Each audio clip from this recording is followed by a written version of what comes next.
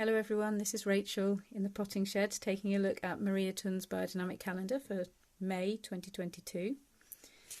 It started to get cold here in the evenings again and the nights, and after that glorious April weather.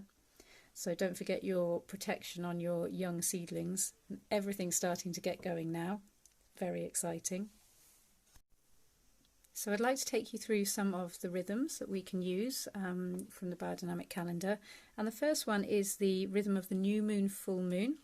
And the new moon was actually denoted by this black circle here on the last day of April. And the full moon this month is actually a lunar eclipse. Now, if you look here to the left, there's lots of grey bars because also alongside the lunar eclipse is perigee.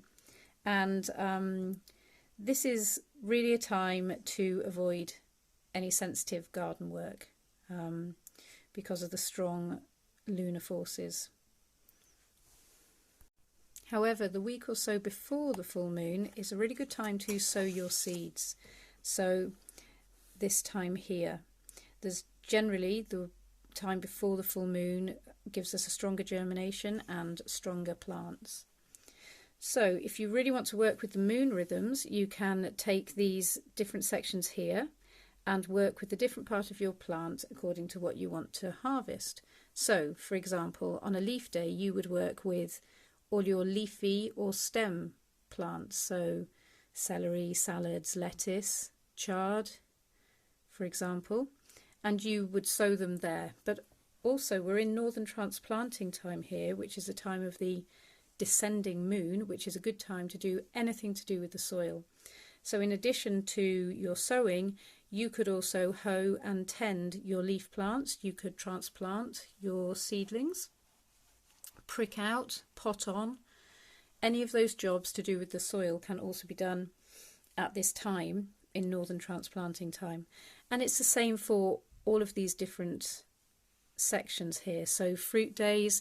Now fruit is also things like courgettes, tomatoes, peppers, squash, all of those parts of the plant where we're eating the fruit, beans, peas.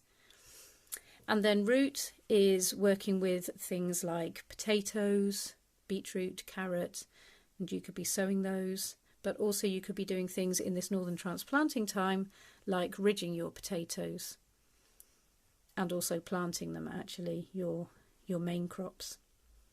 And then for flower, don't forget about your bees and your wildlife. You can be sowing your wildflower seeds. You can be perhaps moving tulips, transplanting again, potting on, all of those jobs. And if you're in any doubt of what to work with when, on page 66 at the back here, there is quite a comprehensive crop table. So that goes through the different root vegetables, leaf plants, flower plants and fruit plants. So you can always refer back to that. And that also has sowing and harvesting times there as well. Additionally, back on these main pages, for northern transplanting time, you do have a brief list of the different jobs that can be done at this time. So do refer to everything on your pages here as well. So I started to mention this section here, the northern transplanting time, which is a 2-week rhythm, and it is a time when the moon is descending in the sky, and it's a great time to work with all things soil. It's because the forces are working downwards into the earth, and it's also a brilliant time to spray your horn manure, your preparation 500, which is also all about enlivening the earth and the forces within the soil. And that would be sprayed in the afternoon, usually after about 3 o'clock, and you could choose a root day for this. Now there is another rhythm that I mentioned last month which you might like to choose, which would be the moon in opposition to Saturn, which comes around about every 27.5 days, and that is when the moon sits opposite Saturn in the sky, and this is a time of real balance and harmony. And you would choose the couple of days before this opposition, and what many people like to do is to spray the preparation 500, the horn manure, on the evening of one day, and the following day spray 501, the horn silica, in the morning of the next day, to create a really wonderful balancing, thriving energy in your garden. Now, horn silica 501 is all about the upper parts of the plants, whereas the 500 horn manure is all about the soil. Now, horn silica is sprayed very early in the morning, and you spray it on plants that are just coming into their first fruit, just the very first start of fruiting, or just going towards flowering. And what this gives is an upward movement. It connects the plants to the light. Now, you can spray 501, as I've said, on the morning after spraying 500, just before this Saturn opposition moon, or you can spray it in this pink section, which is southern transplanting time. It's the transplanting time for the southern hemisphere, but we use it in the northern hemisphere to work with all the upper parts of the plants. So you could also choose a fruit or a flower day in southern transplanting time to spray your horn silica.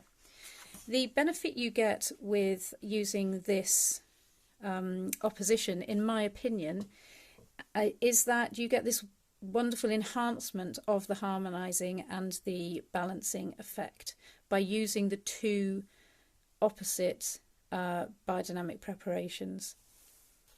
Now, another preparation that I'd like to talk about is Equisetum.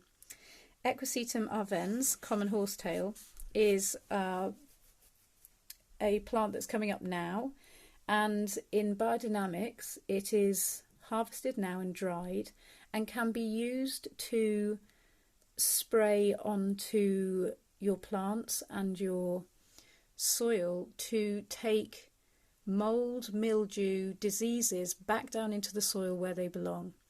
It has an exceptionally high silica content, and you can use this alongside your other biodynamic preparations.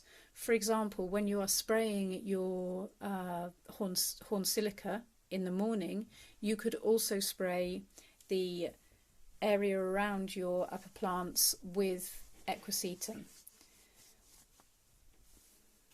And if you would like more information on this, I'd like to share with you a wonderful book which has just been republished by Walida, which is the DK Biodynamic Gardening, and in here it has an absolute wealth of knowledge and information.